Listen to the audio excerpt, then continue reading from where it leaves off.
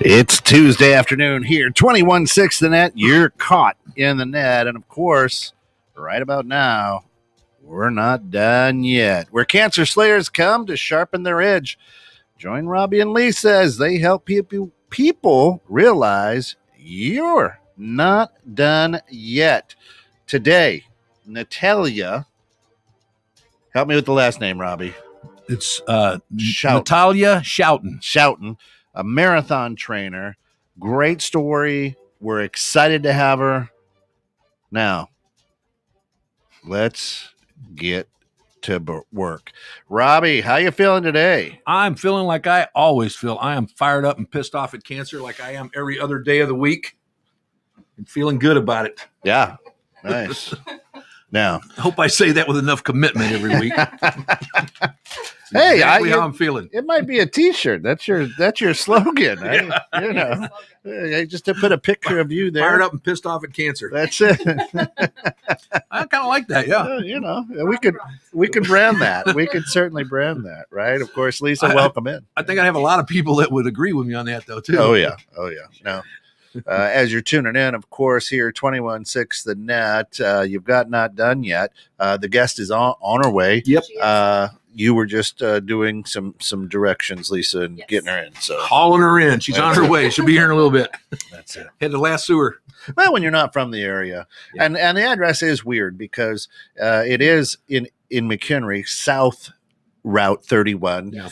But if you put that in your GPS, it takes you down into Crystal Lake to the Holiday Inn, yes, where we are not. Where she was. Yeah. She goes, I don't think I'm in the right place. And she goes, this doesn't look familiar at all. And I said, you are not in the right place. Yeah. So even though the address, when you do Google it, says South Route 31, you have to say the S stands for state, and then they come north. We're broadcasting live from room 302 at the Holiday Inn today.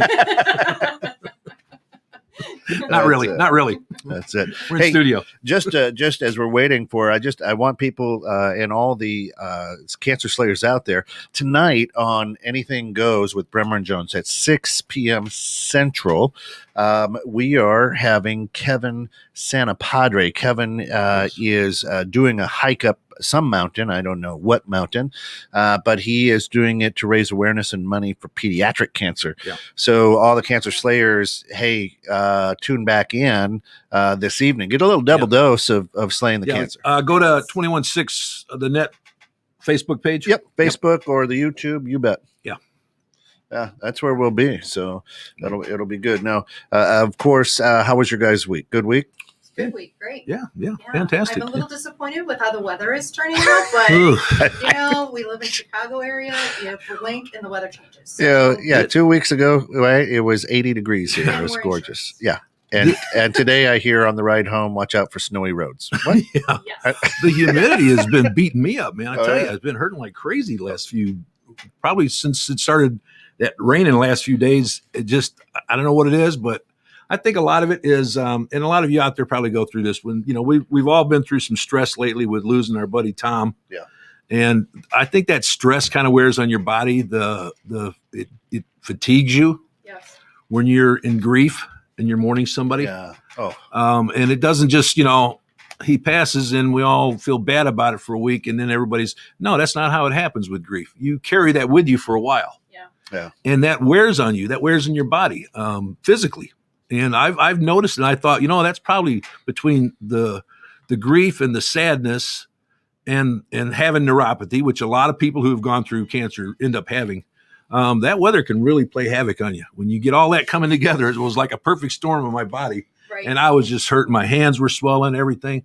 And I'm feeling pretty good today. I slept a little better last night than I had for quite a while. I've always had problems with sleeping with the neuropathy and everything. But yeah, that weather has been havoc. I mean, I never realized how much grief and loss can affect a person physically, not just emotionally and mentally, but how it can affect you physically. That feeling, I always joke and say I'm so happy I make myself sick sometimes because I like to be, how happy people make you sick. because I like to be a happy person. Oh, And yeah. I've noticed that I've struggled with the grief and the sadness of Tom being gone.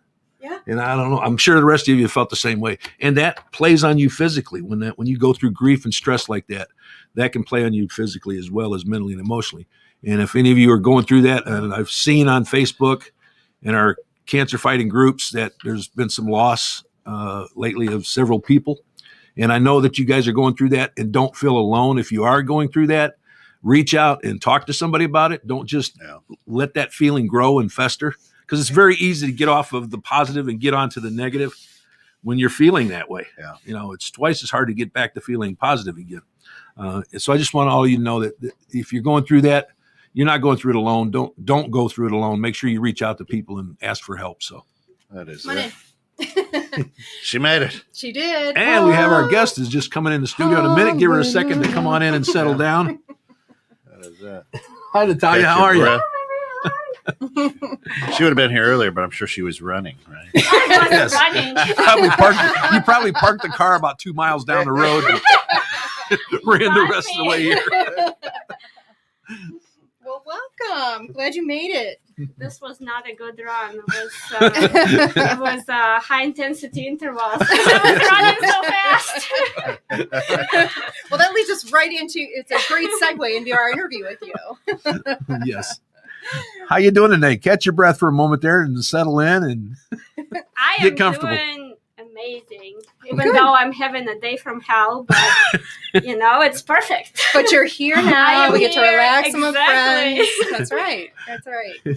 we can let go of hell for about an hour.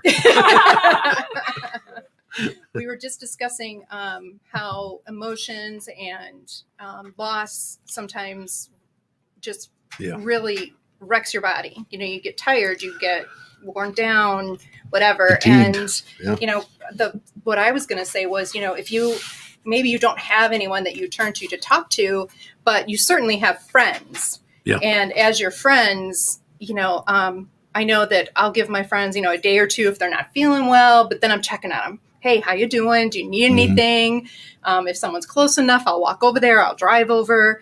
But it's so easy to fall into a really bad habit of not caring and not wanting to eat, not wanting to do anything. And so anyway, but talking about that, when you first got diagnosed, why don't you tell us how you found out that you were diagnosed? Natalia's like the rest of us. She's a cancer survivor, cancer slayer. yes. And 5 years. 5 Not years, months. 5 years. Oh, very good. Well done. How did that, being an active person like you are, how did that feel when you first found out that? I think when I found out first, I was in denial. I didn't realize what the consequences are. And I think I told you last time I was here that when my doctor pulled the pathology reports and she looked at my results and she said, you have cancer. And my first thought was, I won't be able to do a half Ironman that I was scheduled to do 3 weeks later. I was completely in denial. And I even told the doctor that, and she said, honey, that should be the least of your problems now. Well, so you were training for that, for a triathlon. Yes. What made you stop and go to the doctor? I mean, if you're training, I know what those are like. You're in full mode. Your mind is all about that.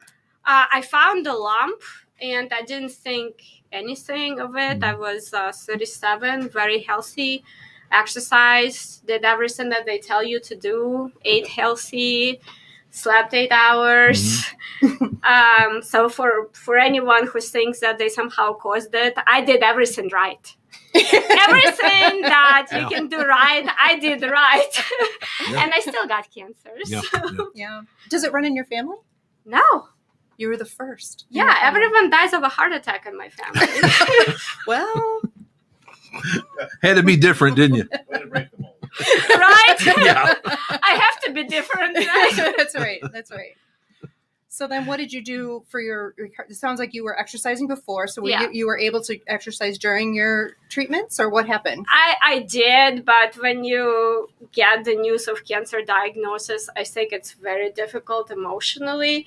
And I went through a stage where I think at the beginning when I was diagnosed, I was exercising and pretending like nothing happened. Mm. And for a month, I was just plugging away every day, working out, and I'm invincible. But then it sort of hit me mentally, and I lost my motivation to go. Mm.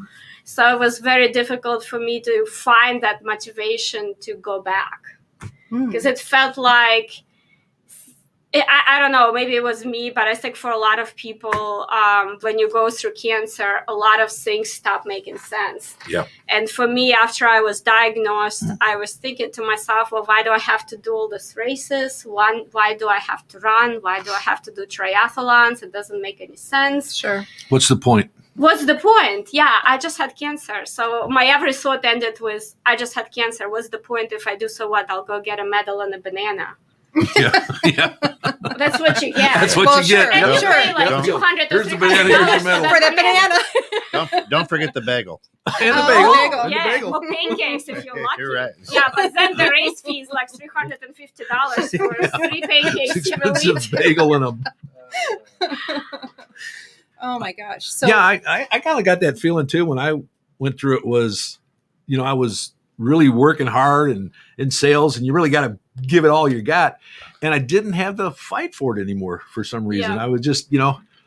maybe it's because I had to focus on that fight with the cancer. But like you said, all that other stuff just kind of lost its importance. Yeah. Yeah. Yeah, I know. I bet at some point I saw a therapist at the Cancer Treatment Centers of America, and he's amazing. He's one of the best therapists I've ever had. And he gave me this advice. He said, Natalia, just find what makes you happy and do more of it. And I looked at him and I said, what? But how do I know what makes me happy anymore? And he said, Sure. just find what makes you happy and do more of it. And I really took it to heart and I explored it. And I had to reconfigure my meaning, Mm-hmm. my meaning for exercising and finding my motivation. Yeah, finding Oh. it goes back to that purpose again of feeling like you've lost a purpose of life, really. Yes. When you go through that, and it does make you stop and wonder, Yes. well, why am I doing what I'm doing? How Definitely. important is this? What's it giving me other than a paycheck? What's it giving me? Right. And I think a lot of people, unfortunately, it takes cancer for people to realize that go out and do it. Like he said, go out and do what makes you happy. You're limited to the time you have. You probably weren't working out, didn't have the strength to work out as much as you did. I know I ran into that with the fatigue. So now I've only got 3 hours instead of 10 hours a day. What am I going to do with these 3? And like he told you, go find something you like doing and just do that then. I had a very hard time exercising, and I think I talked about this before. I had really bad fatigue for probably a year, maybe a year and a half. And not just that, because I had breast cancer and I had surgery, my shoulder was affected, so I couldn't swim. So but I wanted to swim. So I went to the pool one day and I tried to swim, and I swam 25 meters and I was in tears because I was in so much pain. So I really got upset. I came home and I probably cried about it a little. Maybe, yes, at that point it was a little. And then after that, I went back to the pool and I said to myself, okay, I can quit and I can say I will never swim again, or I can see what I can do about it. And what did you do? I jumped in the pool. I couldn't use my right arm, so I swam with my left arm. Okay. I swam with my left arm freestyle for about 3 months. But you were still in the pool. Yes. There you go. Wow. And Nice. people were giving me this really weird looks. Because you kept going in a left circle. When's she going to get to the end of the pool? Can't she stay in her lane? It's going that way. Well, I can barely stay in my lane without cancer, so. And I have really bad sense of direction, so I can swim the straight line. Did you win? Did I win? No, you're at the beginning again. That's it. Hey, just a couple quick shout outs. Gary Hackney, Yes. Gary Day, and Deb Reynolds. Hi, thanks for joining us. And you're all absolutely right. Cancer does That suck. does suck. Oh, jeez. So you were in the pool left-handed for Yes. about a month, you said, or 3 months? Maybe 4 even. I don't remember exactly. It seemed like Wow. it probably was much shorter, but it felt like years. Well, sure. Life has changed, so of Did course. you have to have surgery or anything on the other arm to No. get it to come back, or just No, slow you use? you just can't. It's slowly permanent use it. damage. You can't really do anything about it. You just Yeah. basically have to sort of work through pain and Yeah. figure it out. So that's what I did. So you lost nerves or feeling Yeah. or something, and that was from your surgery, from your Yeah. cancer? Yeah. Oh my gosh. Yeah, and I think it's I don't know exactly what it is, but it's just never been the same. Even now, 5 years later, I still can't swim the same time that I used to swim before.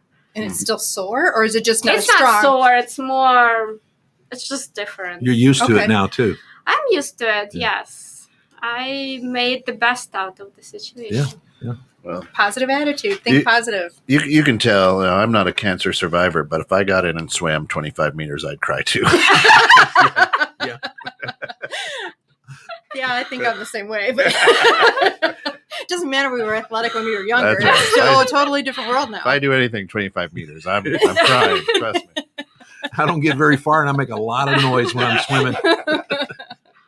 Well, we were told that you're an endurance trainer. So, what does that really entail? How would you describe that to somebody? Well, I should say I was an endurance athlete, because endurance athlete is someone who trains for longer distances. Okay. After I got cancer, I decided to train for shorter distances. I enjoy shorter distances much more. I think that they're much more fun. Mm-hmm. And they're also probably much better chance at keeping my dignity and not crawling through the finish line. Because if it's a 5K versus 10K, 5K is more doable. Sure. But endurance training is basically when you train for longer races. So something like half Ironman, for example, marathon. Mhm. So your training is not more intense. It's sort of you train more for miles. Okay. And I train more high intensity because I do shorter distances. So it's a little different focus now. Well, what kind of exercises are part of that endurance or of your training? I guess I should say now. Yeah, I do. I run. I used to swim, but after COVID, it's been not very good. Sure. Yeah. And then I bike. Okay. Do you have any triathlons coming up that you're training for? I am training for the World Championships in duathlon, which is going to be in Netherlands. Hopefully, crossing my fingers. I was supposed to go last year, but due to COVID, they canceled it.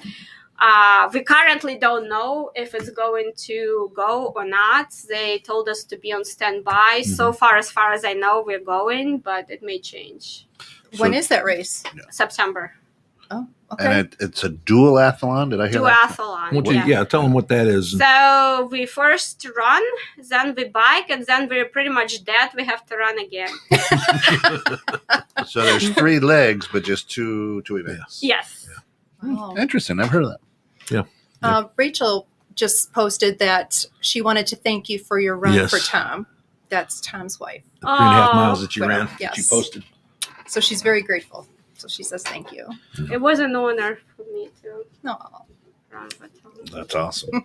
So We appreciate that. So as you're doing this, and this is what makes you happy. You were like, hey, running, swimming, this type of activity makes me happy. And at no time you thought that was weird? Puppies make me happy. I didn't think it was weird until I started walking. I'm not training for an Ironman, so it's not all weird. Well, okay, so Ken, I know people that train to do a marathon in every state. Yeah. Well, That is amazing. but Yeah, no. but Thanks. but the interesting thing is, he said, "Go find something that makes you happy." Now, we hear on this show a lot of these outstanding feats, and you're Robbie, you've done marathons and hikes and things, but if you find something that makes you happy, I mean, it could just be being a foster to a puppy or something, right? Yes. That would make me happy. I don't Yes. know. Find your passion. I would tell people. Yeah, That we, is we all true. we all have talent. We all have passion, and putting those two together sometimes is the difficult part for people, because their talent may not really be what they want to do. yeah. Yeah. And sometimes you have to learn to love your habit to develop it. There's nothing wrong in knowing what you're good at. How can you be great at something if you can't even acknowledge what you're good at? So I always tell people, there's nothing wrong in saying, hey, I run, or I swim, I do all these things. There's nothing wrong with telling people that. It's not that you're bragging about it or anything. It's that you're sharing, look what's possible. Yeah. If you can go through that and do what you do, if I can go through what I did and do what I did, what's possible? Can you get through this treatment? Can you get through this day? And people will say, well, yeah, if you can do that, sure. And that's one of the reasons I think that we all do stuff like that, is not to just see what can I do, but what can I do that's going to inspire somebody else to do something. Yeah. Right. And I'm sure you've heard it from other people, as I have. Boy, I went out and did this because you did that. Well, it sounds like, I mean, we all say that we have to reinvent ourselves after our cancer journey, but it sounds like your reinvention was just altering what you used to do. Would you agree with that, or what do you think? I think cancer changed my life completely. Mm. It changed the way I thought. It changed the way I treat people in a much better way. I think I developed Amen, deeper empathy for people and compassion. And I noticed things which you were just talking about when I came in, checking on friends and just making sure that if someone needs help, I'm there for them. Right. But it also opened a whole nother world for me, because I became a mentor to cancer patients through Immerman Angels, and I've been doing it for 4 years now. And it's been an absolutely amazing experience. It's a very difficult, probably the most difficult volunteer experience I've ever had in my life. Every time I speak to a cancer patient, I have to relieve my own diagnosis, but at the same time, I feel like it's the most rewarding volunteer experience I've ever had, because I feel like what I tell them actually matters, and it makes a difference. And that's what it's all about. Yeah. Right. Well, and we just had Jackie from Emmerman Angel Last week. last week, Okay. and she was talking about it, and what a segue to have them, and now you again, and you're an angel. Yes, I've been an angel for, I think, over 4 years now. That's awesome. Oh my gosh. I mentored probably close to 30, maybe 40 people, not through Immerman Angels directly. I also mentor people through different other organizations, and I'm part of the support groups. So I've been, there was a mentorship program in one of my support groups, and I participated in that. So it's been about 4 years now that I've been mentoring. I would not think 30 people. That is good for you. Good for you. And good for the people, because I'm sure that they are very grateful to have your insight and having someone. So. They heard all about my triathlons. I'm not sure they wanted to hear about that, so I apologize. But you know what that does? And again, it goes back to me, like I said, you weren't bragging when you were sharing that with them. You were showing them what's possible. Yes, I know, because I know laying there and feeling like, boy, why don't you just take me so my family can move on and get over this thing? You feel so down. And to go from that to what you did is inspiring to people. That gives them the hope that, well, if they can do that, maybe I can get through this thing. Yes, and it wasn't all rainbows and sunshine for me either. There were days, I remember when I went back to running, my first run ever, that I was cleared to run by my surgeon. He said, okay, you can go do whatever you want. And I told myself, okay, this is the best day ever. So I put my running shoes on and my survivor hat, because I thought it's important, like, look, I am running and I'm a survivor. And it just empowered me, gave me motivation. Yeah. And I get on the trail and I start running. And the same thing happened that is in a 25-meter pool. I ran for like maybe 2 minutes. and I realized that I have zero energy and I'm like ready to collapse on the ground right there and cry. Yeah, I've done that race. I've been on that ground. I've shed those tears. Yeah, that's right. And mine wasn't for the same reason. Right. Yeah. There was no survivor cap on me.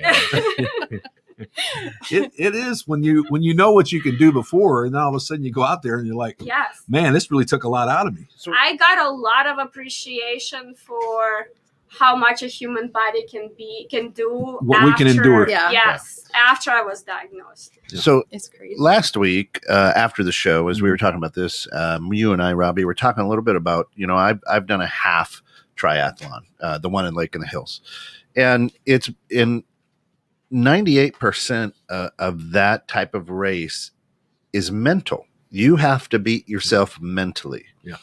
So you've been diagnosed with cancer, which now takes up all of your head space. And then to start training, tell me about the battles that you had inside you, in your mind, to try to squeeze out that capacity that cancer just took up to get back to what you loved. Well, it's actually going to be a topic of. I'm trying to get on a TED Talk, or TEDx talk. Awesome. Yes. So the topic that you just mentioned is actually, I'm thinking, will be one of the topics that I would want to do my talk on. And my theory, and that's the way how I approached it, is that there is bad fear and there is good fear. So bad fear is you get diagnosed with cancer, you come home and you say, oh, I'm going to close myself in my own house, apartment, wherever you live. And I'm going to think about cancer every single day. And I'm going to be afraid. Every time something hurts in my body, I'm going to Google it. And trust me, I've done it. So I'm going to Google it and I will diagnose myself with 5 different cancers. I will call the cancer center, my oncologist on speed dial and say, hey, again, this thing happens. I'll be like, no, you're fine. You're good. Just don't train like crazy. You're fine. Just go away. But it really messes with your head because you live in, especially if you got diagnosed when you had small children. Mm-hmm. I think it really is difficult because then you keep thinking, okay, what will happen with my child if something happens to me? Yeah. And I think it's very difficult, like what you just said, it occupies your entire headspace. So my theory is that is bad fear. Because that fear does not really inspire you. Mm-hmm. That fear does not make you productive. That fear paralyzes you every single day. And my theory was that, okay, but you have other fears in life, right? You can have fear of public speaking, and then you can sign up to come to something like this. I don't have a fear of public speaking, but I'm just saying. I'm giving one example. So my fear was to do some kind of an event that really scares me.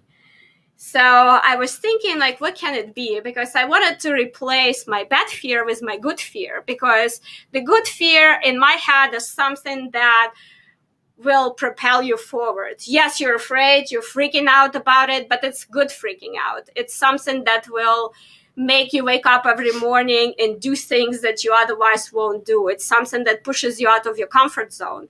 So I set a goal that I thought was completely unrealistic. I can't say that I'm the fastest person in the world. I'm not. And I thought, okay, maybe I can create myself an impossible goal. And then I will stop freaking out about cancer anymore. So my impossible goal was to qualify for Worlds. So just like for the record, I am terrified of all the people on 20,000 bikes who ride past me and get super close like this, and they're very comfortable. I'm very uncomfortable. I'm praying the entire time, the entire bike race. I'm praying. So that was how I approached it. I said, okay, so now I'm going to replace my bad fear, my headspace. So it's basically what you fill your head with. Mm-hmm. And I fill my head with this good fear that I'm going to qualify for the Worlds and I need to train a lot. So, and that good fear, it made me get out of my comfort zone, and it made me sort of forget about cancer for some time. Yeah. That's great. And it's that's something how, when you're training like that, it gives you something else to focus on. Yes. I remember that it made me single-minded because my head was so scattered from chemo brain and everything else. And that gave me something to just focus on, just walk, right. just get out there and walk. Yeah. I remember him saying, don't look way down there, look 10 feet in front of you and go, can I get to there? Yeah, I can get to there. Can I get to there? Right. Keep going, another 10 feet, Baby another steps. 10 feet to keep you going. You keep looking up the hill, you're like, I'll never make it up that hill. Just look right there, you'll get to there. I truly believe that Hey, there Carol. is a mind over matter type. Oh, definitely. I mean, I've had other surgeries prior to cancer, and I remember thinking, man, this really hurts. And, oh, wait, if I don't get better, I can't do B. I have to get done with A here so I can get to B. And it's funny how when you think of something else and you're right, getting out of your own head, it really does make a difference. And I think it's fantastic that you did that. Of course, your goal was way bigger than mine. Mine was just, okay, I need to go to the grocery store or something simple And like it doesn't that. have to be. It doesn't have to be triathlons. No. It can Oh, be sure. 5K. Anything that. Well, it's not a good Or it could just be going outside and walking around your analogy. garden. Exactly. Yeah. Yes. Picking up the dog food. That's right. Hey, Something productive. You got out of the house. That's right. make you happy. You'll be glad when you're done. I'm appreciative of what you did, but I could never do that. But Did you're you have? right. Oh, you just can. get. Oh, thank you. You Yeah. definitely My can. daughter's doing it well enough for me. I don't need to do that. She She's doing forgets. it. She's sitting next to a 275-pound man that walked in a marathon. Anything's possible, believe me. Okay, yeah, That you're was right. Okay. When I You're went right. to You're right. what was it? 3 years ago. I think it was 2 or 3 years ago. I qualified to go to nationals in triathlon. And I qualified actually the year that, no, this must have been 5 years ago. I qualified the year that I got diagnosed with cancer and I didn't get to go. And I was so upset about it. And I said to myself, okay, I have to qualify the next year. And I did. So I went to the nationals and I didn't do really well, but it doesn't matter. That's not the point. No, you The went. No, you still did The it. point is the example I want to give you. There was a woman who looked like she was at least 80 and she was running. And I was so inspired by her. I ran to her and I said, wow, I want to be just like you when I grow up. And she said, excuse me, I can't talk to you. I'm trying to set a personal record here. Hey, they get focused. Hey, yeah. Those you're in the athletes middle get of focused, something. believe me. I used to think athletes were kind of snobbish or something because, you'd see them and they were like really serious looking and I learned that it's just they're so focused on what they're doing, they don't realize they're being that way. But it takes up all your thought when you're training for Yes. something like that, don't it? How about injuries? They say usually anybody that does in kind of an endurance usually has to deal with at least 1 or 2 injuries during that training. And I know I did. How about you? I've been very lucky. I train very smart. I don't. So Robbie didn't. What? Robbie didn't train smart though. I'm not saying he didn't train smart. He trained different. There you go. There you go. I did what they told me. I do They my hurt best. me. I stop every time if I feel like I'm about to get injured or Yeah. I feel like I learn what my limits are. Yeah. And I think once I learned what my limits are, then it was. Was it painful learning what your limits were? Yes. Yes. It was very painful. It is I still painful. Stretching injuries are probably one of the things that hurts most athletes, I think, because you are working those muscles a lot more than you realize you are a lot of times. And I know they used to have us stretching before and afterwards because even just walking, you're out there 2 or 3 hours doing that. Yeah. Your muscles start to give in. How long do you train when you train? What's the longest that you've trained at one time for these events? I don't really train long because I do short distances now. So I don't do more than 45 minutes at a time. And I try to do, so if I run, I try to stretch after the run. I also incorporated Tai Chi and Qigong, which is What was the last one? Qigong. Qigong? Qigong. Qigong.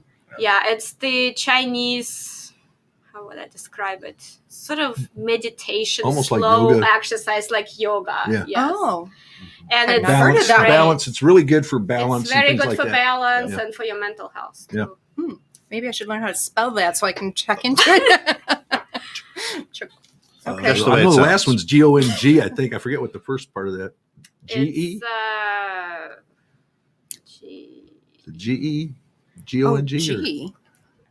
If I write it down, I can probably tell That's you what it is. There you go. We had that at the hospital. We would offer that to patients because it does help with your balance. And a lot of times your balance is off when you're going through chemo or I radiation. think that's how it's spelled.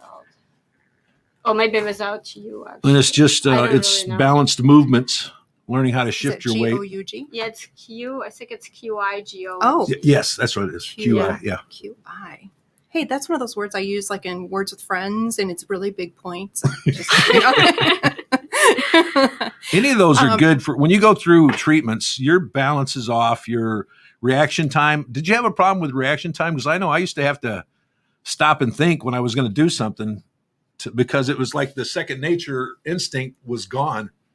Almost like I had to relearn how to walk again because I had to think about it instead of just doing it naturally. I had to relearn how to swim. It wasn't, I shouldn't say relearn, but it was different. I had to adjust. Yeah. I had to adjust how I ran, and There that's you go. correct. That's Thank my you. husband. That's my husband. Hi, Hawkeye. Well, and he just brought up, we were talking about fear, and he's a huge Blue October fan. I don't know if you've ever heard of the band, but they have a song called Fear. And so he wrote a line from the song, "Fear in itself will reel you in and spit you out. I used to fall. Now I get back up." And that sounds right. like exactly what you did. Yeah. So good for you. You have to. Thank Well, you. yeah, exactly. You know, you can either roll over and cry and say, well, I'm just not going to try, or you get up and you fight until you get knocked down. You get up again Yeah. until there's no breath left in you. You really do learn what you can endure when somebody goes through cancer. Yes. You know, you think you know what you're capable of until you go through something like that.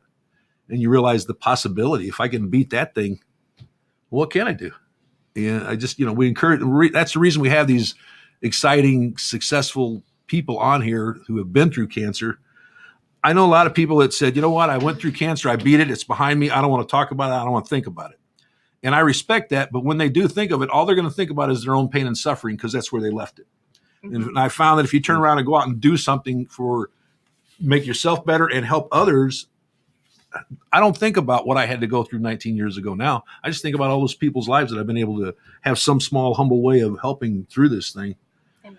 Yeah. And just, And that's what matters. Yeah, that's what Exactly. matters. It's not what I had to go through. It's what can I do for others because of what I had to go through is really what it's all about. And no doubt, we all hated having cancer. It was miserable. Let's get that out of the way. But if we can give back somehow, that's what we do. And you can find a positive spin to what you did.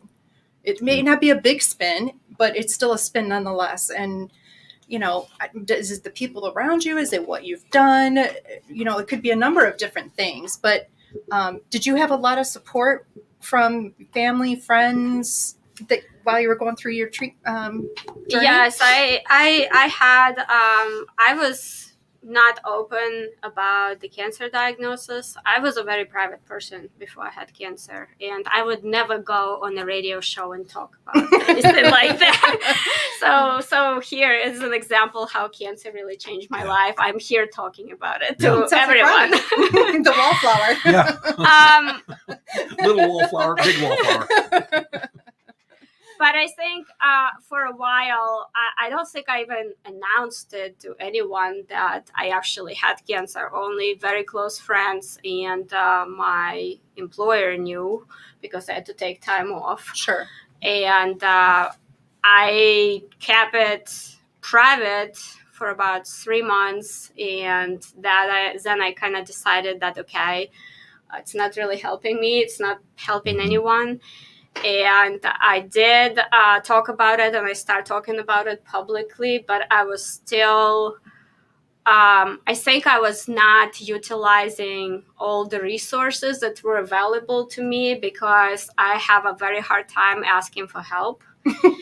And it was Me too. very difficult for me to just say, okay, I'm really beaten down here by life. I need support. And I think that was difficult, but I did get a lot of support from my employer at that time. They were absolutely amazing the way they treated me, and I will be forever grateful to them. Yeah.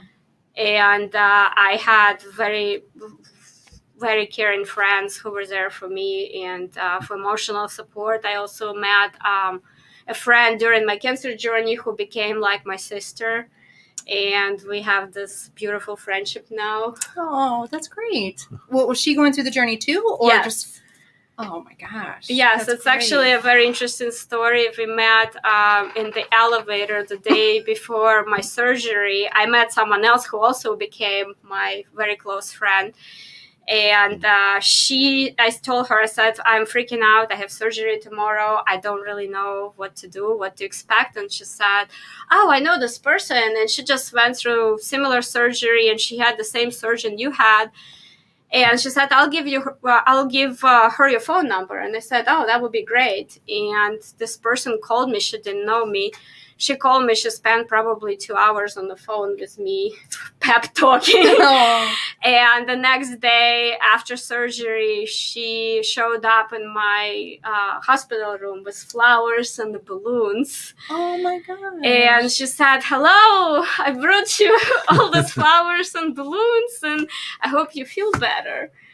And now she's like one of my closest friends. And so my first triathlon that I've done after cancer, I dedicated it to her. So it was very special for me. Yes. And I think it was special for her as well. So it was a great story.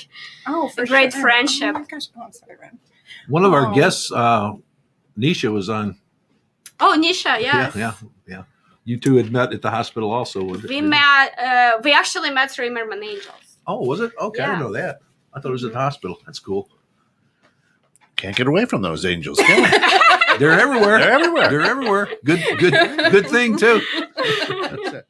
So now I've got a question, and it's weird, but not necessarily weird. And so there you go. So your family, you're out, you're finding your happiness. You're getting into your happiness. Where did they find their happiness? Just seeing you happy, or because if my wife was, or any of my kids were diagnosed with cancer, I'd shit bricks, and I would, right? One of the most difficult things in the Yeah. world in the cancer journey is being the caregiver. Yeah, That's right. the hardest Absolutely. role in the fight. And if my wife, okay, it was you, and you're going out to run, I'd be like, oh my God, no. Be careful. What if you fall? What if you get hurt? What if you Right. Yeah. Right. So, what was their journey? Were they excited and running with you? What was? I went through the whole experience more alone, Yeah. mostly. Yeah. Really? I had my mom there for support, but I had to do a lot of things by myself and alone. So I didn't really have to watch anyone say, "Oh, you go for a run," and I didn't have that opportunity to have someone there to say something like that and be there for me in that way during that time. And I think that made me so much stronger because of that. Oh, sure. You're strong because you had to be. Yes. You said you had small children. You mentioned about that. I have a 9-year-old. Hello, Sophia. Hi, Sophia. I promise Next to time you're coming wave. with mom. Yes. She really wanted to be here, by the way. Oh. Yeah, Well, she we was miss her. invited to come with mom too because she went through the journey with mom. So So she was your caregiver. She's 9. She was 4 at the time, and she didn't really understand anything. And I got very lucky because I didn't really lose a lot of my functionality. So she didn't see me, Bedridden a she lot. did see me in bed, yes, but she didn't see me constantly struggling. And so in that regard, I think I was very lucky because Sophia is very sensitive. And if something happens to me, she always gets very concerned. So she she was very shielded from the whole experience, but she does know, she understands what it is and what happened. Children, we had talked about this before. I think kids in that age group, let's say 4 to 10, a lot of times they don't get the attention they deserve when the adult is the one that has the cancer, because you're so wrapped up in that, you kind of forget about it, because they don't really come up and say, you know what, I'm not really feeling good about this whole thing. Let's talk about this. That's not how they deal with it. Yeah. They either act out or they go in, turn in, and you kind of forget to address their needs at this time too, because they're little caregivers that are trying to do whatever they can. They may not understand the specifics at that age, but they can feel the dynamics of what's going on. That somebody is sick, that the family's upset. Yeah, something's different. Yes, they pick up on they pick up on a lot of that. Or feeling down. They definitely do. Yeah, and I don't know what's the right way. I guess you have to go by each child on how much you tell them and how much you include them in it, because just like the rest of the family, they're all going to react different. Yeah. Yes. You have friends and family that call you constantly. How's it going? How's it going? And other people you don't hear from for 6 months when you were talking to them every day before you had cancer. And that's what I tell to all of my Immerman Angels mentees, and not Immerman Angels, but everyone that I'm mentoring through different programs, is that the support you will need is probably not after you finish treatment, but it's 2 or 3 months after you finish treatment, because that's when it hits you that, I just survived major illness. And then really a lot of people, I think, struggle with that time because they really have to redefine themselves. And sometimes a lot of things don't make sense. A lot of relationships don't make sense. A lot of people around you don't make sense. Yeah. And unfortunately, you have to make some choices after that. So when that puzzle falls apart, those pieces don't always fit back together like they fell apart, do they? Yeah, There's some pieces missing. There's new pieces all of a sudden. It's a learning experience to learn, okay, who am I now? And what do I really want to do with my life? Now that I've been given this second opportunity, do you kind of feel like that? Like, yes, I want it to mean something. I felt actually after I survived and I realized that I'm going to be fine. Because for a while when you go through it, you don't really, it's in your head and you just don't even know. You don't know how bad it is. You don't know if it's going to take you right now or 3 months from now. So it's really hard. So I think, it took me some time to sort of recreate myself and recreate my life. Did you have to stop work at all? You talked about fatigue. How long did that last, and how much of your life did that interfere with? I had very little downtime with my job, but I had a very supportive manager, and he allowed me to work from home if I had to. And the company was, they treated me very nicely when I was going through the diagnosis. So that's good to have awesome. That. Yeah. I think a lot more companies are starting to understand that now, that maybe this isn't the death sentence that we all thought it was.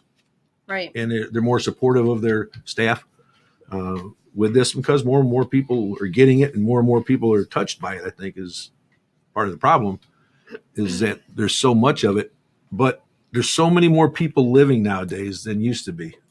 I remember when you heard the word, nobody wanted to think about it because it was a 5-year death sentence. All they talked about was if you made it 5 years, that was great, because people didn't hardly make it 5 years back then. In the last 10, 20 years, that has changed quite a bit, and people are living a lot longer now.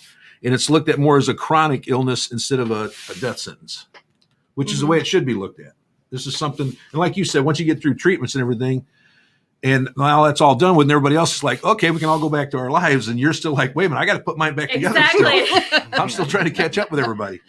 Well, and having an employer that really understands, and you're gonna do that much more for them because they were there for you, Definitely. And I think they recognize that as, okay, this person went through a bad time, but you know what? We're going to be there for them. And when they come back, they're going to be that much stronger, or maybe put out that much more for them. Because I know I really tried.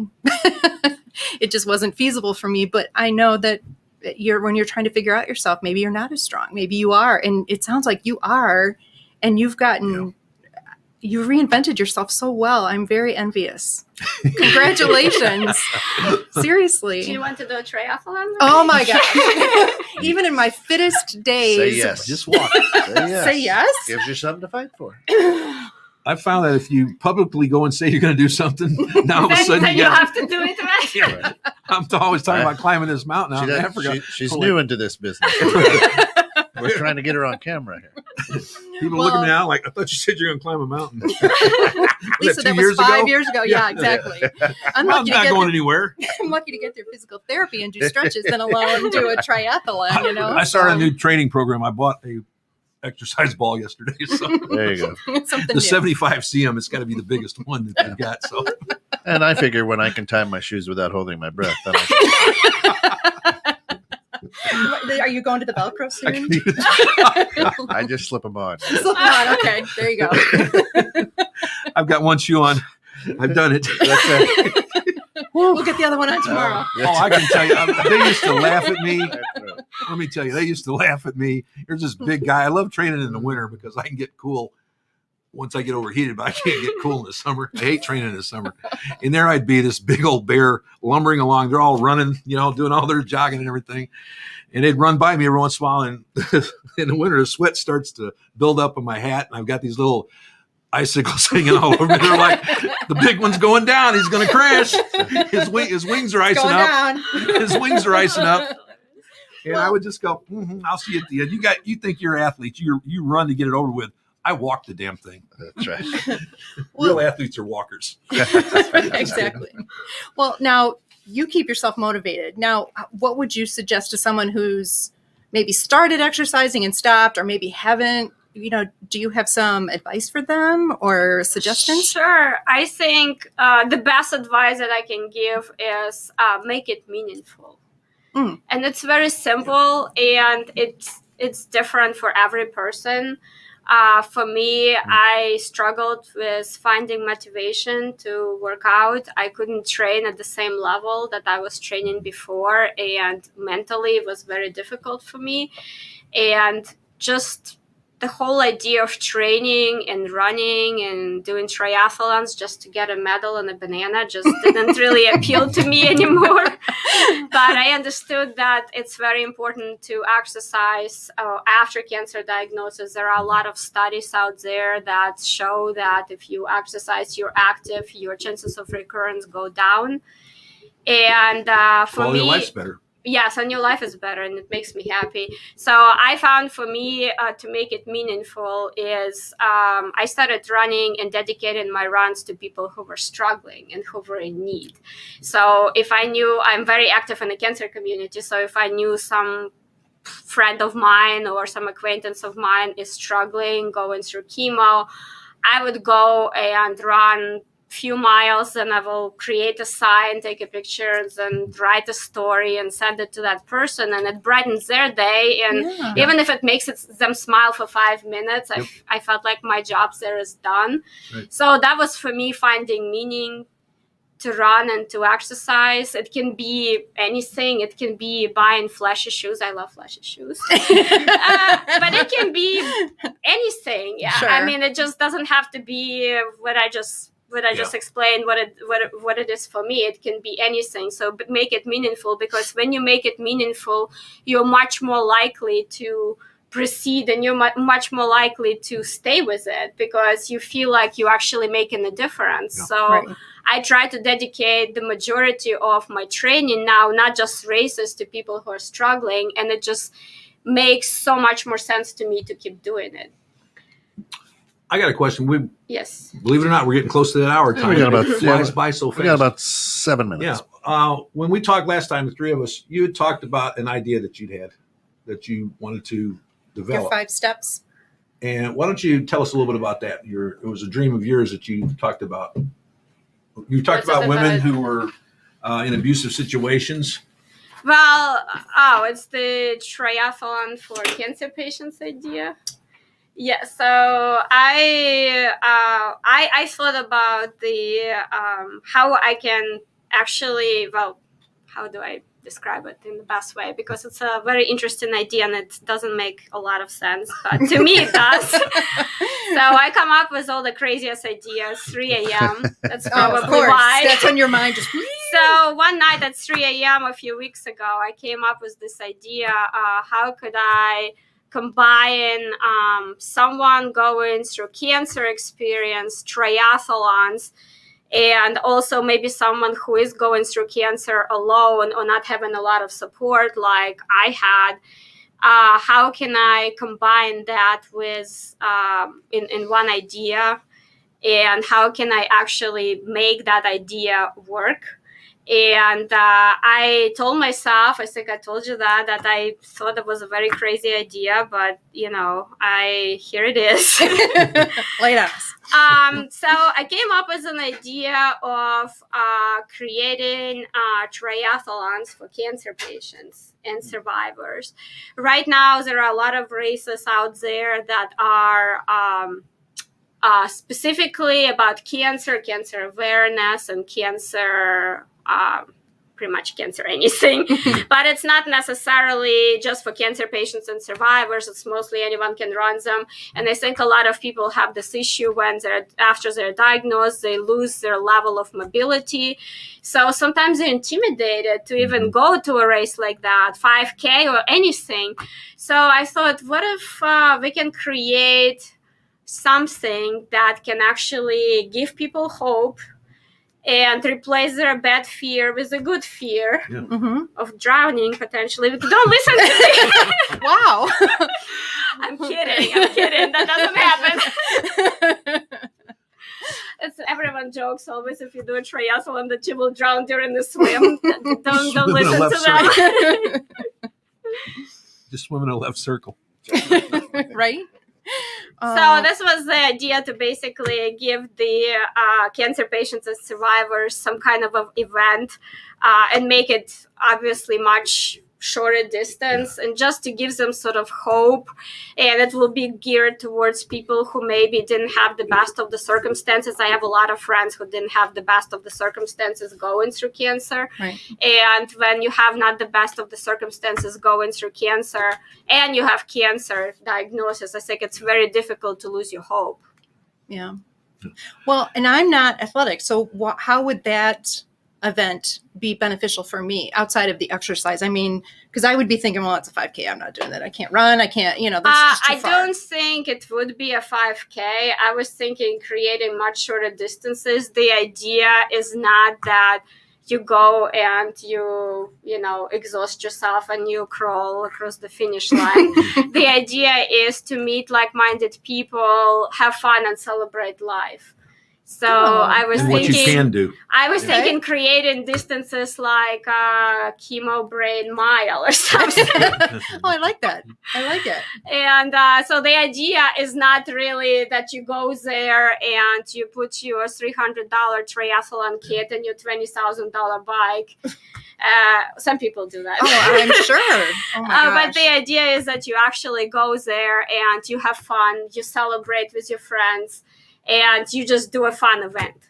Yeah. That sounds awesome. Well, just knowing that they can get out and do those things can be very inspiring to that person, because it does take so much. The fatigue was horrible for me for like 4 years.